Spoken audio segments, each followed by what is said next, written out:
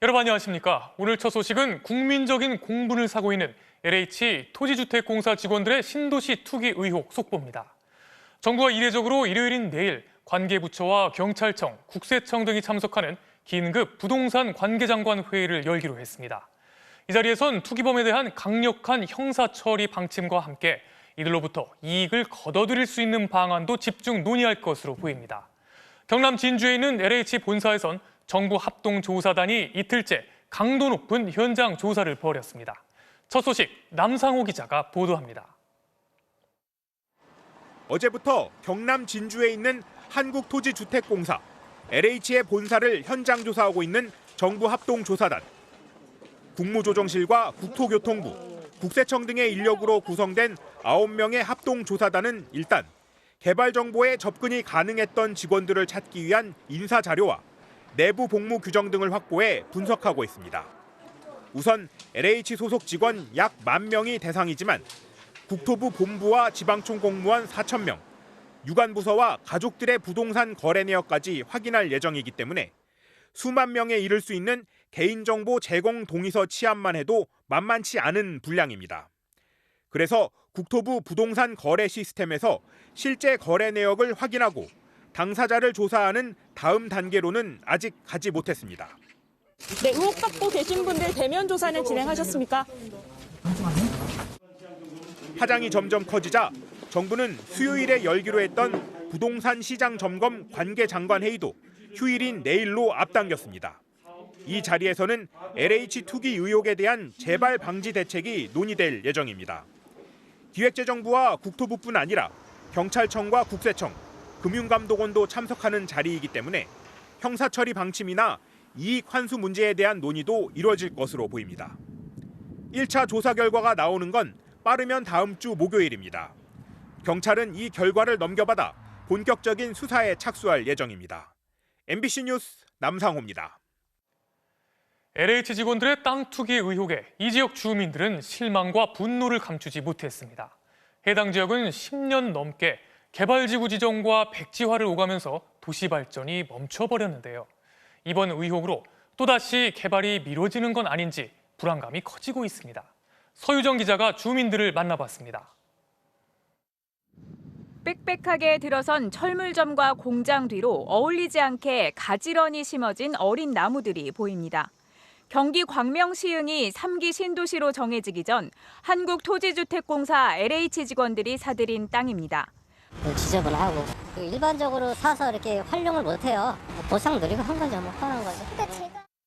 광명시흥 지역은 2010년 보금자리 주택지구로 지정됐지만 부동산 경기가 나빠지면서 개발이 백지화됐고 이후 2015년 특별관리지역으로 묶였습니다. 새벽에 보면은 그 냄새도 많이 나고 십몇 년 전부터 계속 수용한다 하는데 계속 떠들었기 때문에 그리고 땅 자체들이 워낙 다 훼손이 돼갖고. 기다림 끝에 지난달 24일 6번째 3기 신도시의 이름을 올렸지만 LH 직원들의 투기 의혹이 불거졌습니다. 주민들은 현수막까지 내걸며 국토부와 LH를 향해 우라통을 터뜨리고 있습니다. 개발이 무산될 수 있다는 위기감 때문입니다. 말 그대로 나쁜 말로 미친이라고 그랬어요. 맹지도 샀다고 그러잖아요. 그날 수도 없다. 다급하게 그냥 매입한 것들이고. 실제 지난 2005년에는 경기 성남 대장지구의 택지 개발을 앞두고 공무원들이 투기를 한 사실이 드러나면서 개발이 지연되기도 했습니다. 또 요번에마저 또 도시 개발이 안 된다면은 우리는 또 앞으로 5년, 10년 여기 오시면 알지만 다 쓰레기더미예요. 길도 하나 제대로 없어요. 정부는 내일 부동산 관계장관 회의에서 2사 부동산 공급 대책을 원칙대로 진행한다는 입장을 밝힐 예정입니다. 하지만 그 대책의 한 축을 담당하는 공공기관 직원들이 내부 정보로 이득을 취하려 했다는 의혹은 정부의 공공개발 정책 자체에 타격을 주고 있습니다. MBC 뉴스 서유정입니다. 다음은 코로나19 소식입니다. 새 확진자 수는 다시 400명대로 올라갔습니다. 확진자가 좀 줄어드는가 싶으면 바로 증가세로 돌아서는 일이 계속해서 반복되고 있는데요. 더 위험한 건 확진자 가운데 사람이 많이 모여있는 수도권 주민의 비중이 다시 높아지고 있다는 겁니다. 방역당국은 지금 상황을 살얼음판과 같다고 말했습니다. 이덕영 기자가 보도합니다. 코로나19 신규 확진자는 418명입니다. 300명대로 떨어졌던 하루 확진자 수가 하루 만에 다시 400명대를 기록했습니다. 문제는 수도권의 확진자 비율이 증가 추세라는 점입니다. 전체 확진자 중 수도권 확진자 비율은 2주 전 74%였는데 1주 전에는 75.2%, 이번 주에는 79.3%로 꾸준히 늘고 있습니다. 이번 주에만 수도권에서 2,000명 넘게 확진됐습니다. 경기도 동두천시의 임시선별검사소에서 외국인 18명이 무더기로 추가 확진됐고 인천에서 10명, 군포에서 11명 등 가족이나 지인 모임과 관련된 확진자도 계속 늘어나고 있습니다. 방역당국은 상황이 여전히 살얼음판 같다고 밝혔습니다. 현재 일평균 약 400명 정도 수준의 환자 발생이 감소되지 않고 있는 현 시점에서 재유행의 가능성은 항상 존재합니다. 코로나19 백신 접종은 순조롭게 진행되고 있습니다. 오늘 0시 기준 67,840명이 추가돼 모두 29만 6,380명으로 늘어났습니다. 이 중 요양병원과 시설의 접종률은 80%를 넘어 21만 9천여 명이 1차 접종을 완료했습니다. 예방접종 후 이상 반응 신고 사례는 1,305건이 추가돼 2,883건으로 늘어났습니다. 새로 신고된 이상 반응 사례 중 아나필락시스 의심 사례는 11건, 중증 의심 사례는 2건, 사망 신고는 1건이었습니다. 급성으로 어떤 중증 이상 반응이 나타난 사례는 아닙니다. 병원에 입원해 계신 분들이어서 기저질환이 있으신 분들입니다. 방역당국은 지금까지 신고된 중증 이상 반응과 백신 접종의 연관성을 분석해 다음 주 월요일 발표할 예정입니다. 또 접종 대상자가 아닌 사람이 새치기 접종을 한 경우 개정 감염병 예방관리법에 따라 200만 원 이하의 벌금이 부과됩니다. MBC 뉴스 이덕경입니다.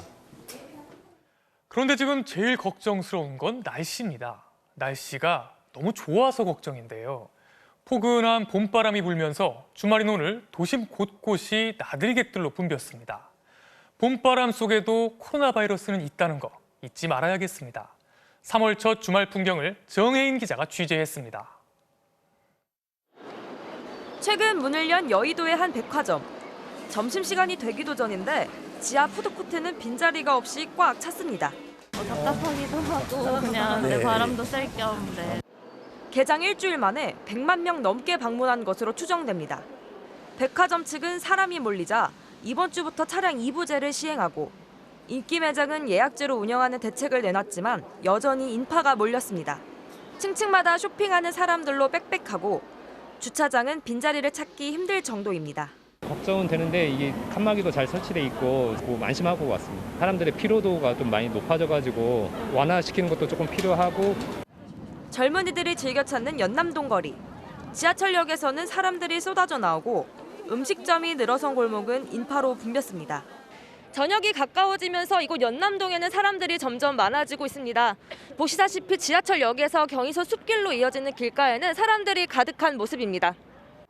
야외 공원에도 가족 단위로 놀러온 시민들이 몰렸습니다. 집에 있는 게 너무 답답하고 하니까 그냥 와서 우리 애기랑 같이 바람 좀 쐬려고. 오늘 모래사장에 놀다 오면은 바로바로 손소독도 계속 하고. 날이 풀리면서 곳곳에 인파가 집중됐지만 여전히 긴장을 늦출 수 없는 상황. 방역당국은 날이 풀리면서 이동량이 크게 늘고 있다며 재유행이 일어나지 않도록 긴장을 늦추지 말아달라고 호소했습니다. MBC 뉴스 정혜인입니다. 오늘 아침 서울의 한 임대 아파트에서 폭발로 인한 화재가 발생했습니다. 집안은 아수라장이 되고 주민들 9명이 다쳤는데 이 아파트에는 스프링클러가 설치돼 있지 않았습니다. 폭발 원인으로는 도시가스가 샌 것으로 추정되고 있습니다. 구민지 기자가 취재했습니다. 서울 성북구의 한 아파트 단지. 하늘에서 갑자기 물건들이 쏟아져 내립니다. 무거운 김치 냉장고도 바닥에 나뒹굽니다.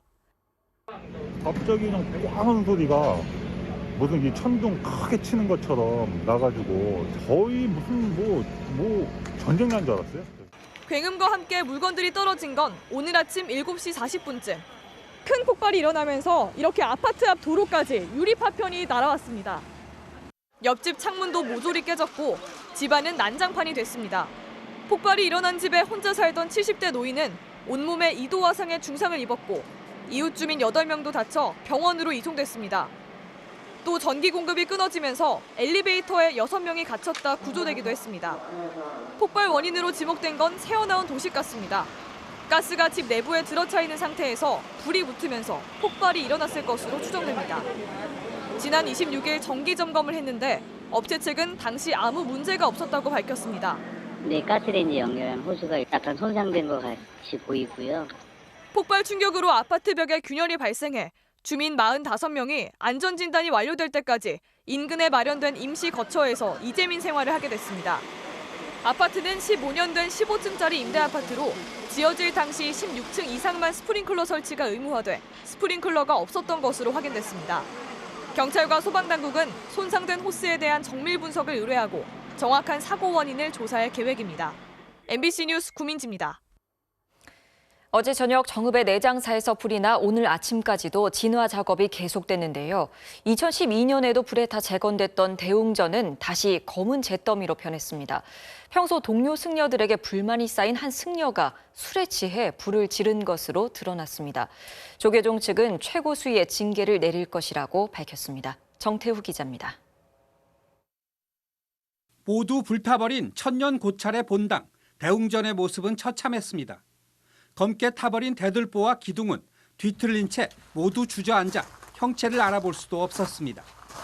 화재 소식에 달려나온 신도들과 시민들은 안타까움에 말을 잇지 못했습니다. 너무 진짜 허망했어요. 그래서 오늘 한번 와야겠다 하고 왔는데 그렇습니다. 너무 마음 아파요. 어제 저녁 6시 40분쯤 난 불은 2시간이 지나서야 큰 불길이 겨우 잡혔습니다. 나무로 지어진 대웅전 건물이 모두 소실됐고 17억 8천만 원의 재산 피해가 발생했습니다. 잔불 진화는 오늘 아침까지 계속됐습니다. 소화전 다 갖다 해도 안 되고 또 소화기 물 대도 안 되더라고요. 뭐 나무라 어떻게 할 수가 없더라고요. 사람 힘으로는 어떻게 안 되겠더라고요.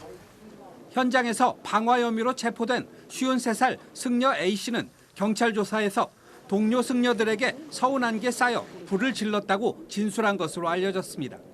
술을 마신 상태에서 휘발유를 뿌리고 대웅전에 불을 낸 뒤 112에 전화를 걸어 직접 신고까지 했습니다. 스님들하고 관계에 있어서 조금 약간 소외감을 느낀 모양이에요. 감정이나 불만이 좀 쌓였던 모양이더라고요. 종단 소속 승려의 방화 사건에 대한불교 조계종은 출가 수행자로서 최소한의 도의마저 저버린 행위라며 최고 수위의 징계가 이루어지도록 할 것이라고 밝혔습니다. 백제 무왕 37년인 636년 창건된 내장사는 한국전쟁 당시 소실됐다 중건됐고 지난 2012년에도 누전으로 대웅전이 모두 불탔습니다. 시민들이 십시일반 재건했지만 천년 고찰의 비유는 또다시 반복되고 말았습니다. 경찰은 A씨에 대해 구속영장을 신청할 예정입니다. MBC 뉴스 정태우입니다. 며칠 전 미얀마 시위 중 머리에 총을 맞고 숨진 19살 소녀 치알신입니다. 시위대에게는 민주화의 상징으로 떠올랐는데요. 미얀마 군부는 이 소녀가 묻힌 지 하루 만에 시신을 도굴해 가기까지 했습니다. 게다가 의료 봉사자들을 무차별 폭행하는 영상도 공개됐습니다. 점점 더 잔인해지는 미얀마 군부는 어떻게 멈출 수 있을까요? 유엔은 아직까지 별다른 대책을 내놓지 못하고 있습니다. 이남호 기자가 보도합니다. 미얀마 경찰이 의료자원봉사자들을 구급차에서 끌어내립니다. 그러더니 곧바로 구급차에 총격을 가하고 무릎을 꿇은 봉사자들을 무자비하게 구타합니다. 심지어 소총 개머리판으로 머리를 내려치기까지 했습니다. 미얀마 군부가 시위대뿐만 아니라 이를 돕기 위해 나선 의료진까지 무차별 공격에 나선 겁니다. 총칼을 동원한 강경 진압에 안팎의 비난이 쏟아지자 사건 은폐 시도도 이어지고 있습니다. 다 잘 될 거야. 이 문구가 새겨진 티셔츠를 입고 시위에 참가했다. 지난 3일 총탄에 머리를 맞아 숨진 19살 소녀 치알신. 미얀마 경찰은 치알신이 묻힌 지 하루 만에 치알신의 시신을 도굴해 갔습니다. 시위 참여에 앞서 시신 기증서약까지 했던 치알신이 민주화의 상징으로 부상하자 시신 탈취에 나선 겁니다. 미얀마 군부는 치알신이 총에 맞아 죽은 게 아니라며 부인해왔는데 증거를 없애기 위해 시신마저 도굴해 간 걸로 추정됩니다. 지금까지 군경의 공격에 숨진 시위대는 최소 55명이 넘었지만 쿠데타에 저항하는 시위대는 오늘도 거리로 나섰습니다. cha sống mà xin chứ mà nó sống đây thì chứ mà sao nó cha lấy mà rồi 유엔은 어제 미얀마 사태를 논의하기 위해 비공개 안보리 회의를 열었지만 뾰족한 해법은 내놓지 못했습니다. 미얀마의 유혈 사태가 진정될 기미를 보이지 않자 우리 교민 30여 명은 오늘 주 미얀마 한국 대사관이 주선한 임시 항공편을 통해 긴급 귀국했습니다. 미얀마 도와주세요. 정말 민주주의를 바라고 있어요. 문재인 대통령은 SNS를 통해 미얀마 군과 경찰의 폭력적인 진압을 규탄한다면서 미얀마에서 민주주의와 평화가 하루속히 회복되길 간절히 바란다고 밝혔습니다. MBC 뉴스 이남호입니다. 논문에서 위안부는 매춘부라고 주장한 하버드대 램지어 교수가 일본 정부와의 관련성을 사실상 인정했습니다. 미국 필라델피아에선 램지어 교수의 위안부 망언 논문을 규탄하는 결의안이 채택됐습니다. 보스턴에서 여홍규 특파원이 보도합니다. 지난달 11일 한국계인 미셸 박 스틸 미 연방 하원 의원은 램지어 교수의 위안부 망언 논문에 대해 트위터에 역겹다는 글을 올렸습니다. 그런데 바로 다음 날 주미 일본 대사 측으로부터 당초 예정됐던 미팅 약속을 취소하자는 연락을 받았다고 MBC와의 인터뷰에서 밝혔습니다. 일본 대사하고 약속이 있었는데 그게 캔슬됐어요. 패밀리 이머전시라고 말씀은 하셨지만 제가 트윗에 올린 다음 날 그걸 미팅을 캔슬하셨더라고요. 집안 사정 때문이라고 설명했지만 일본 정부가 램지어 논문을 정면으로 비판한 스틸 의원에 대해 우회적으로 불쾌감을 드러낸 것으로 해석할 수도 있습니다. 램지어 교수 본인도 일본 정부와의 관련성을 부인하지 않았습니다. 하버드 대학교 교지인 하버드 크림슨에 따르면 램지어 교수는 일본 정부와의 관련성을 부인하느냐는 취지의 질문에 지금 내가 왜 그래야 하냐고 반문했습니다. 또 하버드 크림슨에 따르면 여러 게시물에서 일본 우익 성향을 보여온 한 트위터 사용자가 램지어 교수와 이메일을 주고받았다고 주장하며 대화 내용을 공개했습니다. 공개된 내용에 따르면 그는 램지어 교수에게 한국인들은 상대가 약한 모습을 보이면 끝까지 공격하는 특이한 국민성을 갖고 있다며 지지 않길 바란다고 응원했고, 이에 램지어 교수는 일본어로 정말 감사하다며 최선을 다하겠다고 답했습니다. 램지어 논문에 대한 규탄의 목소리가 커지는 가운데 필라델피아 시의회는 해당 논문을 규탄하는 결의안을 채택했습니다. 한국계인 데이비드 오 시의원이 발의한 이 결의안은 역사적 합의와 증거에 모순되는 램지어 논문을 반박한다면서 그의 논문이 극도로 부정확하고 수천 명의 피해 여성들을 모욕했다고 비판했습니다. 앞으로 약 7시간 뒤에 이곳 하버드 대학교 앞에서 램지어 논문의 철회를 촉구하는 한인단체들의 규탄 대회가 열립니다. 이번 집회에는 현지 미국인과 한국계 하버드 재학생들도 동참할 예정입니다. 보스턴에서 MBC 뉴스 여홍규입니다. 김학의 전 법무부 차관을 불법으로 출국 금지했다는 혐의로 검찰이 영장을 청구한 차규근 법무부 본부장에 대해 법원이 영장을 기각했습니다. 차 본부장이 오늘 MBC에 관련 자료들을 공개했는데요. 출국 금지 과정에 불법은 없었고 검찰의 관행으로 봐도 문제될 게 없다고 주장했습니다. 임현주 기자의 단독 보도입니다. 차규근 출입국 본부장은 영장 실질 심사 과정에서 검찰의 무리한 수사 내용을 조목조목 반박했다고 밝혔습니다.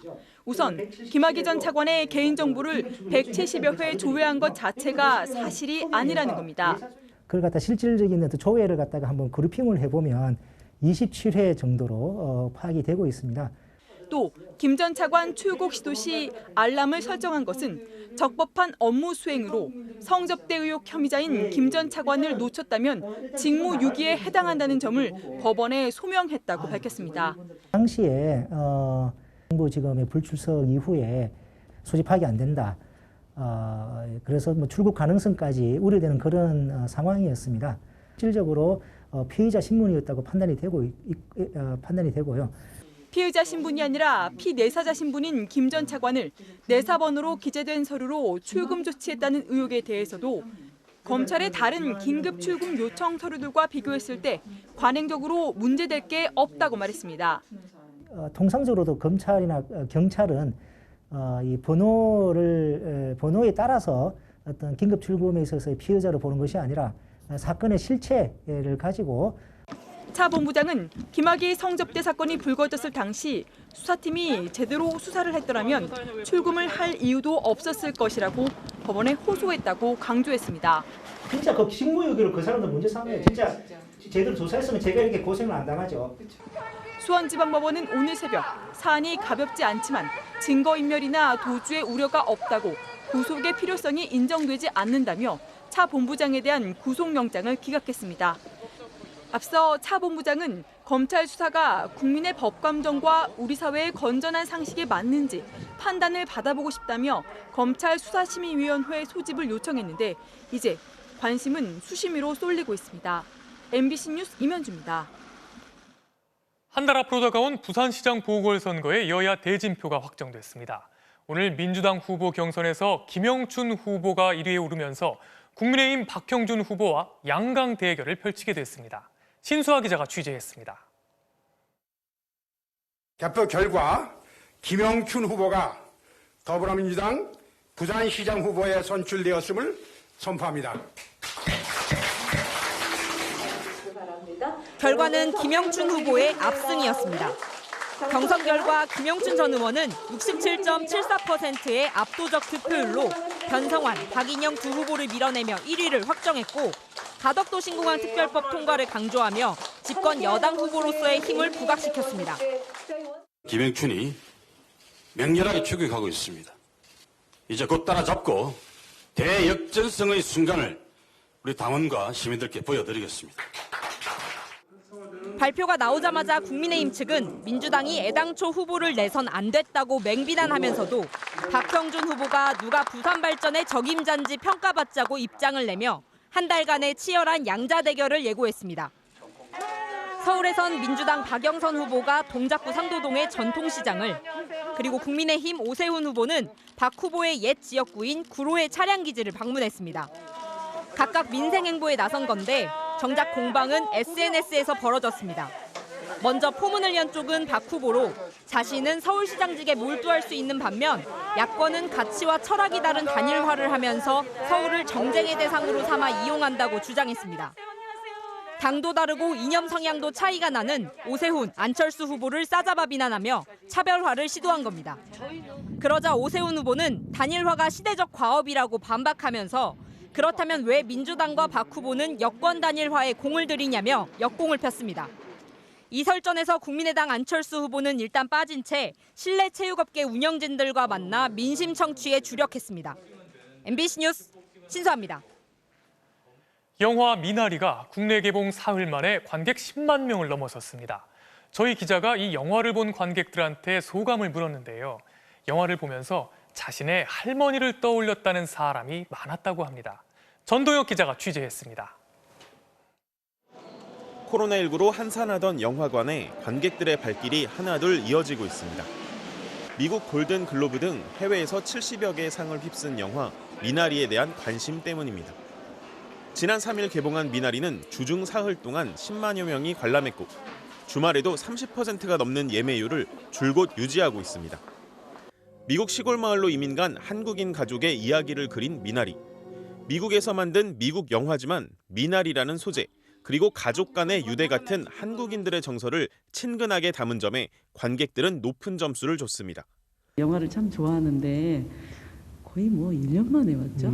전통적인 채소라든지 그런 것들이 가지고 있는 어떤 의미라든지 좀 생각났고요. 특히 윤여정 배우가 열연한 할머니 역에 울고 웃었다는 관객들이 많았습니다.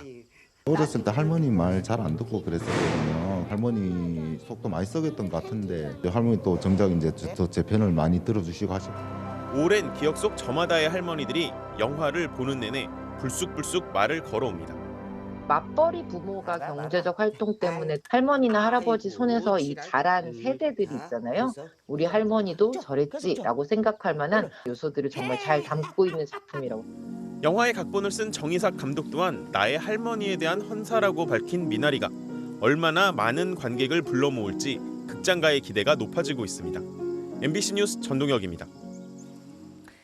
제주 시내 한 어린이집에서 아이들을 학대한 혐의로 보육교사 2명이 입건됐습니다. 아직 말도 제대로 못하는 3살 이하 어린아이 10명의 피해가 확인됐습니다. 박성동 기자입니다. 제주 시내 한 어린이집. 지난 16일 아이의 귀가 빨개진 것을 보고 학대를 의심한 학부모가 경찰에 신고했습니다. 어린이집 CCTV를 살펴본 경찰은 40대 보육교사 A씨가 원아이의 귀를 심하게 잡아당기는 장면을 포착했습니다. 보육교사 행동이 고의성이 있다고 판단한 경찰이 어린이집에 저장된 4개월치 CCTV를 분석했더니 A씨와 20대 교사 B씨 등 2명이 원생들을 상습적으로 학대한 것이 확인됐습니다. 이들은 아이들의 머리를 주먹으로 때리거나 말을 듣지 않는 아이를 질질 끌고 다니는 등 학대를 일삼았습니다. 확인된 피해 아동은 10명으로 모두 1살에서 3살 이하 어린 아이들이었습니다. 그게 화가 덜 풀렸는지 또 때렸어요. 그것도 화가 안 풀렸는지 한 손을 또 잡아다가 보냈죠. 콩콩콩 맞고 나서 아이가 돌아서서 혼자 울고 있는 모습을 보니까 진짜 세상이 그냥 어떻게 이렇게 무섭지? 피해 아동 중에는 어린이집 원장의 손녀도 있었습니다. 해당 원장은 매달 교사들을 교육하고 아동학대 여부 자가진단을 시켜왔지만 관리자로서 역할을 못해 책임을 통감한다며 부모들에게 일일이 전화해 사죄했다고 밝혔습니다. 경찰은 보육교사 A씨와 20대 교사 등 2명을 아동학대 혐의로 입건했습니다. 특히 이들이 근무를 시작한 지난 2019년부터 아동학대 피해가 더 있었을 것으로 보고 조사를 확대하고 있습니다. MBC 뉴스 박성동입니다. 중국에서는 IT 기술을 활용한 스마트 노인 안심 서비스 시행을 본격화하고 있습니다. 집 안에 움직임이 없거나 물 사용량이 줄면 연결된 센터에 신호를 보내고 사람이 방문해 살피게 됩니다. 베이징에서 김희용 특파원입니다. 중국 상하이시 장수거리의 주택가, 60세 이상 노인 인구 2만여 명이 집중돼 있는 고령화 지역입니다. 혼자 사는 86살 장할머니 집에 손님이 찾아왔습니다. 我昨天来过了，昨天下午啊，对，下午。这2天都没有看到过您嘛，想说您来看一下您好不好？天冷了就出去耍了。 할머니를 한번 찾아가 보라고 신호를 보낸 건 사실 집 안에 설치된 수도 계량기였습니다. 12시간 동안 물을 거의 사용하지 않았다는 신호가 관리센터에 왔기 때문인데 기준이 되는 0.01 세제곱미터는 밥을 2번 짓거나 간단한 빨래 정도만 할 수 있는 양입니다. 실내에 설치되어 있는 적외선 측정기는 혹시 쓰러져서 도움이 필요한 상태는 아닌지 센터에 알립니다. 如果12小时没有人看到人运动的轨迹，它就会通知社区，会自动报警。만 24시간 동안 출입이 없는 경우 현관문에 달린 센서가 관리센터에 신호를 보내고 천장의 연기 감지기도 센터와 바로 연결돼 있습니다. 一直不在身边居住嘛，总归是担心的。我觉得挺好的，让我们真的很放心。 인터넷 통합 관리 플랫폼을 이용한 이른바 스마트 노인 안심 서비스는 상하이에서 적극 시행되고 있는데 등록 인구의 3분의 1 이상이 60세가 넘고 100명 중 6명이 독거 노인일 만큼 상하이의 인구 고령화가 심각하기 때문입니다. 它可以长按这个5到10秒钟，然后呢，就是手机后台就会有一个电话响起。 특히 코로나로 인해 노인들의 외출이 줄어든 상황에서 IT를 활용한 관리 시스템은 더욱 필요성이 높아졌습니다. 중국 전체적으로는 오는 2025년까지 노인 인구가 3억을 돌파할 것으로 전망됩니다. 중국은 향후 5개년 경제 계획에 이러한 스마트 노인 안심 서비스를 주요 정책 과제로 설정했습니다. 베이징에서 MBC 뉴스 김희용입니다. 조류 인플루엔자 AI가 발생하면 발생 농장 3km 이내의 가금류를 모두 살처분하도록 돼 있어서 AI에 감염되지 않은 농가도 피해를 볼 수밖에 없는데요. 닭에게 백신을 접종하면 항체가 생긴다는 연구 결과가 확인됐습니다. 농민들은 무조건 살처분하기보다 예방 백신 접종을 통해 대안을 찾길 바라지만 농림축산식품부는 사람에게 미칠 위험성을 생각해야 된다는 입장입니다. 허지희 기자입니다. 충북 충주시의 한 양대 농장. 살아있는 닭을 음식물 쓰레기통에 담아 실어 나릅니다.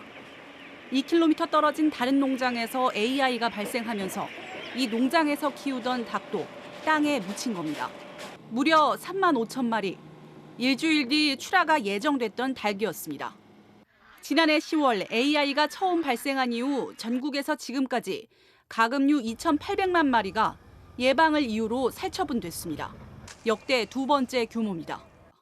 일선 농장에서는 발생 농장 3km 이내의 모든 가금류를 반드시 살처분해야 한다는 정부 지침에 강한 불만을 쏟아내고 있습니다.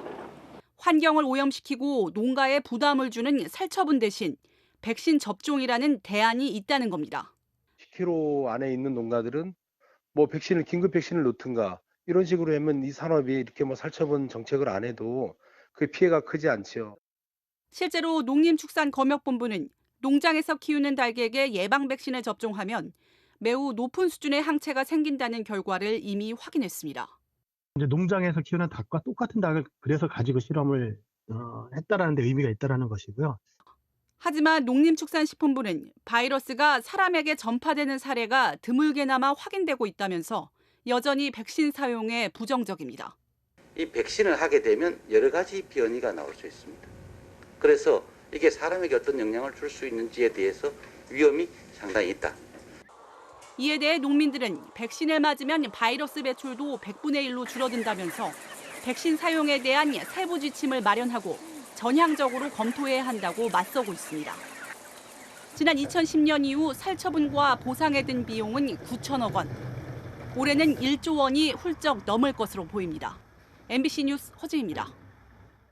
이어서 오늘 이 뉴스입니다. 파테크라는 말 들어보셨나요? 최근 대파 가격이 폭등하면서 생긴 신조어로 집에서 대파를 키우는 게 재테크만큼 이득이란 뜻인데요. 대파 가격 폭등이 불러온 현상 알아봤습니다. 미쳤어요. 장사 20년 만에 처음이에요, 처음. 요즘에는 진짜 손 떨려가지고 파 사기가 겁나요. 대파가 금파가 됐습니다. 한 단에 보통 2, 3천 원이면 살 수 있었던 대파 소매 가격이 요즘은 7천 원이 훌쩍 넘습니다. 지난해보다 3배 넘게 오른 겁니다. 장을 보러 온 사람들은 선뜻 지갑을 열지 못합니다. 그렇다고 기본 식재료인 대파를 안 살 수도 없는 노릇. 필요하긴 한데 너무 비싸서 망설이다가 그래도 샀어. 비싸요. 살까 말까 하다가 샀어. 특히 난감한 건 자영업자들입니다. 손님들이 파세리를 무조건 막 이렇게 갖다 드시잖아요. 그럴 때는 조금 가슴이 쫄아. 고기값보다 팥값이 더 비싼데. 어떻게 안 써? 비싸도 써야 돼. 대파 가격이 폭등한 건 한파와 폭설이 불어닥치며 생산량이 크게 줄었기 때문인데요. 지난달 전국 도매시장 대파 반입량도 1년 전보다 59%나 감소했습니다. 상황이 이렇다 보니 차라리 대파를 직접 키워서 먹자는 사람이 늘고 있습니다. 마트 가니까 대파 가격이 너무 오른 것 같아서 한번 심어볼까 하고 이제 심어보게 됐어요. 흙이나 물 어디서든 키우기 쉽고 신선하다는 점 외에도 경제적 효과가 쏠쏠해 만족도가 높은데요. 키우는 것만으로도 뭔가 돈을 버는 느낌이 좀 묻었다. 심지어 대파와 재테크를 합친 파테크, 비트코인과 합친 대파코인이라는 말까지 생겼습니다. 주식 관련 카페에선 파테크가 주식보다 수익률이 높다는 우스갯소리도 나옵니다.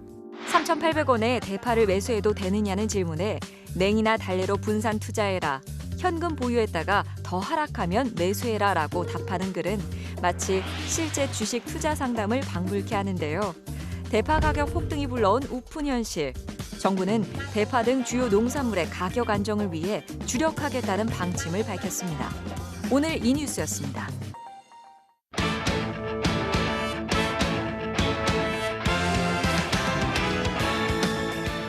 토요일 밤 스포츠 뉴스입니다. 평창올림픽 쇼트트랙 금메달리스트인 임효준 선수가 중국 국적을 취득한 사실이 MBC 취재 결과 확인됐습니다. 이명진 기자의 단독 보도입니다. 평창올림픽 쇼트트랙 1500m에서 금메달, 500m에서 동메달을 목에 걸며 남자 대표팀 에이스였던 임효준. 중국 특별 귀화 절차를 마치고 중국 여권을 받아 어제 중국으로 출국했습니다. 자가 격리를 마치는 대로 대표팀 훈련에 합류할 예정인 임효준은 대표 선발전을 통과하면 내년 베이징 올림픽에 중국 대표로 출전하게 됩니다. 임효준이 고심 끝에 귀화를 결정한 건 한국에서 더 이상 제대로 선수 생활을 하기 힘들다는 판단 때문인 걸로 알려졌습니다. 2년 전 대표팀 훈련 도중 남자 후배의 바지를 내려 신체 부위를 드러나게 한 혐의로 기소돼 지난해 말 2심에선 무죄를 받았지만 대법원에서 판결이 뒤집힐 경우 내년 베이징 올림픽에 출전할 수 없고 현재도 소속팀 없이 제대로 된 훈련을 할 수 없어 선수 생명이 이대로 끝날 수도 있다는 위기감이 컸던 걸로 알려졌습니다. 쇼트트랙 정상급 선수가 귀화를 선택한 건 이번이 처음은 아닙니다. 2011년 안현수는 러시아에 귀화했고 빅토르안이란 이름으로 소치올림픽에 출전해 3관왕을 차지하기도 했습니다. 현재 중국 쇼트트랙 대표팀은 평창올림픽에서 한국 대표팀을 이끌었던 김선태 감독이 총감독으로 지휘봉을 잡고 있습니다. MBC 뉴스 이명재입니다. 메이저리그 토론토의 류현진 선수가 올 시즌 시범 경기 첫 선발 등판을 2이닝 1실점으로 무난히 마쳤습니다. 시범 경기 첫 등판부터 기대를 한 몸에 받으며 마운드에 오르는 류현진 선수. 1회 첫 타자는 3구 삼진.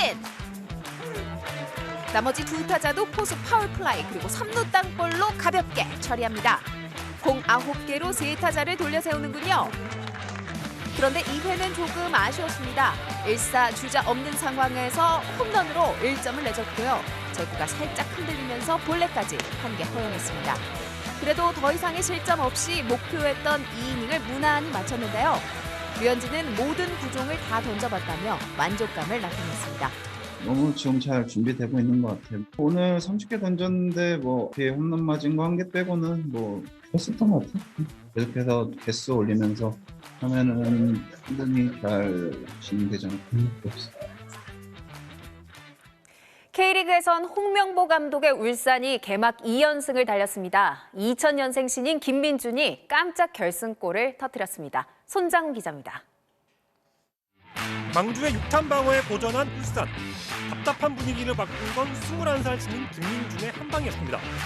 전반 37분 강력한 왼발 슈팅으로 0대0의 균형을 깨뜨렸습니다. 김민준의 활약은 후반에도 이어졌습니다. 이동준의 헤더가 골대를 맞고 나오자 재빨리 달려와 슛으로 연결했습니다. 골키퍼 선방에 막혀 추가골은 놓쳤지만 첫 선발 출전 경기에서 프로 데뷔골을 터뜨리며 홍명보 감독의 선택에 확실히 화답했습니다. 조현우의 동물 같은 선방을 더한 울산은 기분 좋은 개막 2연승을 달렸습니다. 제주를 상대로 선제골을 넣으며 연승을 노린 전북. 후반 안현범의 개인기에 무너졌습니다. 감쪽 같은 속임 동작에 수비 2명이 맥없이 당했습니다. 안현범의 골로 승격 2경기 만에 첫 골을 기록한 제주는 전북과 1대1로 비겼습니다. 지난해 16경기 만에 겨우 첫 승을 따냈던 생존왕 인천은 대구를 2대1로 꺾고 단 2경기 만에 승리를 맛봤습니다. MBC 뉴스 손장훈입니다. 때로운 기상천외한 방법이 동원되는 축구의 코너킥, 톱플레이에서 확인하시죠.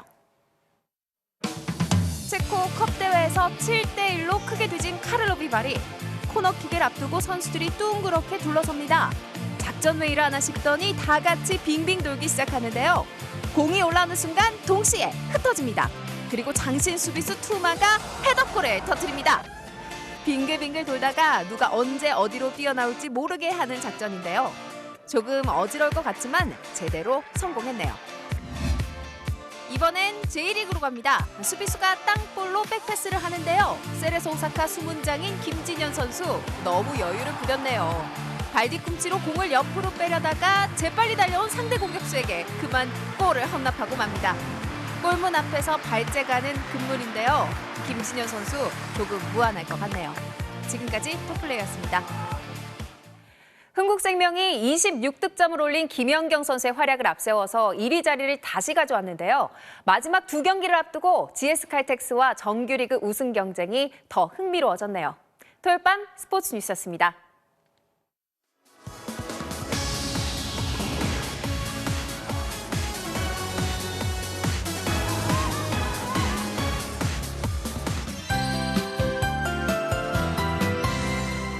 따스함이 가득했던 어제와 달리 오늘은 서늘함이 감돌고 있는데요. 영동 지방에 눈을 뿌린 구름대가 차가운 동풍을 계속 불어넣고 있습니다. 휴일인 내일 아침 공기는 더 쌀쌀해집니다. 특히 대관령이 영하 7도까지 떨어지겠고요. 서울 0도, 대구 3도로 오늘보다 2도에서 5도가량 낮아지겠는데요. 옷차림을 잘 해주셔야겠습니다. 오늘 하루 강원 산지는 6cm가량의 적설을 기록한 가운데 해안가는 대부분 비로 내리고 있는데요. 이 눈이나 비는 내일 새벽까지 이어지겠고요. 강원 산지를 중심으로 최고 5cm의 눈 예보가 더 나와 있습니다. 또 내일까지 해안가는 바람이 무척 강하게 불겠습니다. 해안가 안전사고에도 각별히 주의를 하셔야겠습니다. 이어서 지역별 내일 날씨입니다. 현재 전해상에는 풍랑특보가 발효 중인 가운데 내일은 전국에 안에 구름만 많겠고요. 공기질도 온종일 깨끗하겠습니다. 아침 최저 기온은 서울 0도, 춘천 영하 3도, 광주 5도로 오늘보다 낮아지겠고요.